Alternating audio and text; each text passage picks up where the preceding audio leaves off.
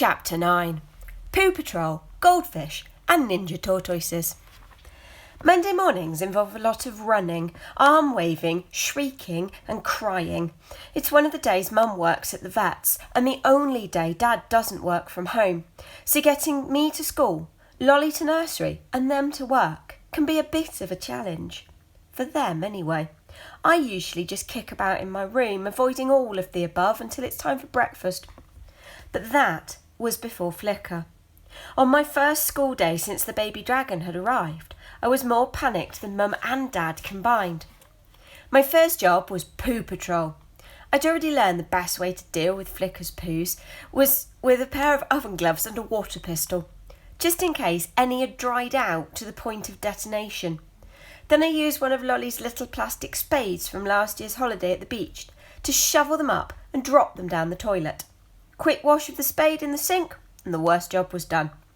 The next thing was emptying out my toy box and lining it with some fresh paper and my old dressing gown. I was planning on leaving Flicker my cheese plant and a bowl of water. On the first night I'd been so caught up in the whole "I have a dragon" hysteria, I'd forgotten he needed to drink. It was only when I'd gone to the loo and turned round to see him about to nosedive into the toilet that I figured that one out. Luckily, I caught him just in time. The last thing I wanted was him thinking that was a water bowl. By the time I left for school, I was pretty sure Flicker had everything he'd need to spend the day on his own in my room. But by the time I'd got to school, I had a nagging feeling I'd forgotten something. As I was racking my brains, Ted, Kat and Kai raced over. "Hey Thomas, did you know humans share 50% of their DNA with bananas?" Ted said.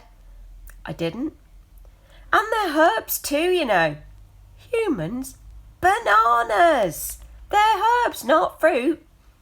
I hadn't known that either. But then I wasn't sure anyone other than Ted knew this stuff. His head was full of it. I'd known Ted since we were goldfish. I mean, not actual goldfish, but the size of them.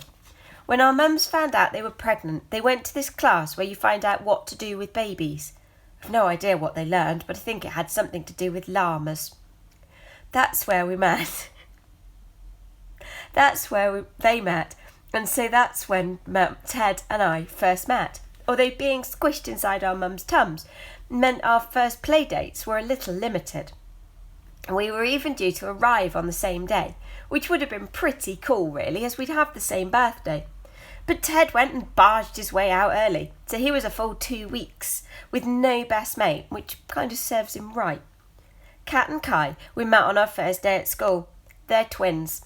Like me and Lolly, they genuinely seem to like each other. It doesn't stop them arguing, mind, but if push comes to shove, if you mess with one, expect the other to come wading in for you. So there's the 4 of us, and it's been like that since forever. "You okay, Thomas?" Kat asked. "Where'd you get all those scratches?" I rubbed my arm. Until Flicker had got the hang of his tail, every time he batted it about, the arrowhead end had gouged into my skin. Tom," I said, hurriedly. "What's about that?" she asked, pointing at my hand. I fiddled with the plaster. It was just a mild burn from my first Poo Patrol, before the oven glove. I'm rubbish at lying.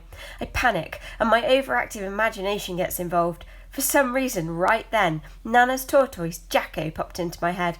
Only he was a ninja tortoise with a jetpack, and I was just about to blurt out I'd been attacked by a torpedo tortoise, when luckily I was saved by Mr. Peters ringing the bell.